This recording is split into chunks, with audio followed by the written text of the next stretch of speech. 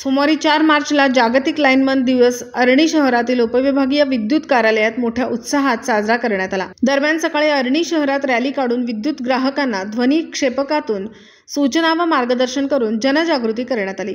येथील विद्युत उपविभागीय कार्यालयात समापन सभेत लाईनमन बंधूंचा जनसेवेप्रती उत्साह वाढवण्याच्या दृष्टीने विद्युत अधिकाऱ्यांनी मोलाचे मार्गदर्शन केले।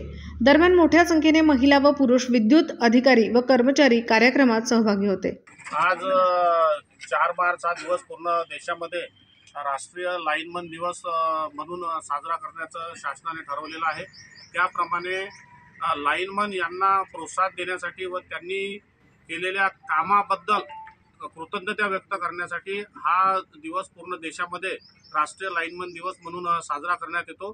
त्या अनुषंगाने आज आर्णी उपविभागामध्ये आम्ही आमचे जे लाईनमन आहे त्यांना त्यांच्या कामाविषयी प्रोत्साहित करण्यासाठी, त्यांच्या कामाची कृतज्ञता व्यक्त करण्यासाठी लाईनमन दिवस आम्ही आज इथे साजरा करत आहे।